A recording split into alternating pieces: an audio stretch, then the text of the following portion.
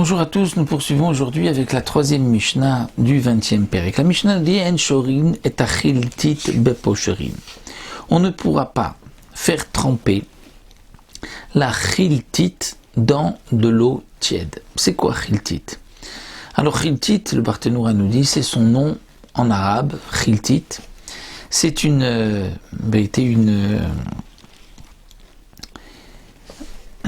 racine c'est rapporté une racine d'une plante qui était donc consommée à l'époque. Le Barthénoura nous dit que c'est une plante qui dégageait de la chaleur, qui, lorsqu'il faisait très froid, on avait l'habitude de la consommer. Donc on ne pourra pas un jour de Shabbat la faire tremper dans de l'eau tiède parce que c'est comme un maasechol, c'est-à-dire comme une action de semaine. C'était donc l'habitude en semaine de mettre cette plante, cette chiltit, dans de l'eau tiède. Aval noten letor achometz. Mais on pourra en mettre letor achometz. On pourra en mettre letor achometz dans du vinaigre. Parce que dans du vinaigre, donc c'est peut-être pas un maasechol, une habitude de 2 semaines. Nous avons une autre explication qui est donnée dans le Mefarshim, c'est que la chiltit, lorsqu'elle est mélangée avec de l'eau tiède, ceci servait, donc cette racine servait comme remède, et donc c'est pour cela que il est interdit Shabbat de préparer, puisque nous avons pour tout remède, toute fois, une interdiction midirabanan de peur que l'on va piler des samamanim. Et donc c'est pour cela qu'on fait la différence avec du vinaigre, parce que cette chiltit dans le vinaigre était consommée par tout le monde. Donc dans de l'eau tiède c'est interdit parce que ça ne servait que de remède, mais dans du vinaigre c'est permis puisque même les gens en bonne santé consommaient cette herbe-là. Ve'en shorim et akarshinim. On ne pouvait pas tremper aussi les karshinim. C'est-à-dire que les karshinim, qui sont donc des petites plantes karshinim, on voit par du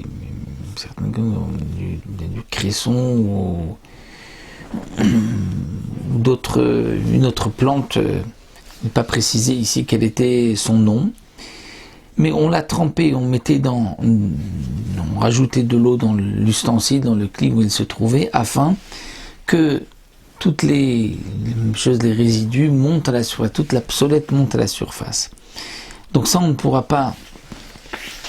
La Mishnah nous dit En shorin, on ne pourra pas la tremper dans de l'eau, cette karshinim, velo shafi notan, on ne pourra pas non plus les frotter avec les mains afin d'enlever toutes les écorces, parce que c'est aussi un problème de borer, de tri.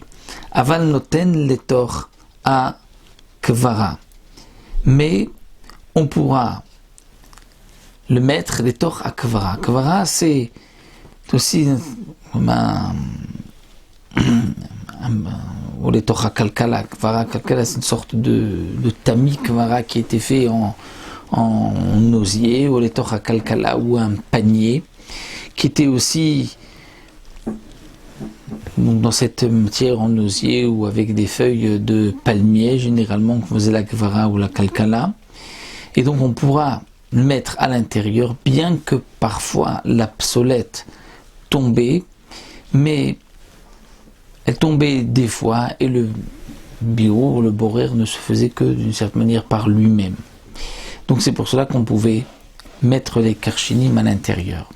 Un autre dit en kovrim et teven bakvara. On ne pouvait pas mettre le teven. Teven, c'est des morceaux de paille que l'on mettait dans une kvara. Donc on dit que c'est ce tamis qui est donc un peu plus large que le tamis que nous connaissons. Tamis qui était fait à base de branches de palmier. Donc on ne pourra pas mettre la paille, le teven, dans la kvara. Aussi un problème de borer. Velo yitnenu al gabe makom gavoa. Et on ne pourra pas non plus le mettre dans un endroit qui est en hauteur, bishvil shired amotz, afin que tombe motz. C'est-à-dire que le but de mettre le teven, c'est que le teven, il y avait un peu comme le mou de l'épi, avec là où se tombait donc l'épi du blé, qui ne pouvait pas être donné à manger même aux animaux à cause de ce motz, un peu comme ces épines qui sortaient de l'épi. Et donc, on le mettait dans cette kvara qui servait de tamis ou à un endroit surélevé afin que le motz puisse tomber. Donc ça c'est interdit parce que c'est un problème de borer. Aval notel ou bakvara venoten letocha evus. Mais on pouvait mettre directement dans la kvara, donc dans ce tamis, et ensuite de le présenter directement devant la bête. Bien qu'au moment où on le met, lorsqu'on va le présenter à la bête, les motz, donc ces épines de l'épi pouvaient tomber, mais comme l'homme n'avait pas l'intention de faire ce tri, c'est d'avoir chez Nomit Kaven, et d'après Rabbi Shimon, c'est permis. Donc ça, c'est ce que la Mishnah nous enseigne ici. Donc il faudra dire que l'auteur de la Mishnah, c'est Rabbi Shimon, qui pense que d'avoir chez Eno Mitkaven Mutar. Donc ça, c'est l'explication que nous donne ici le Barthénoura, et qui est rapporté aussi au nom de Rashi.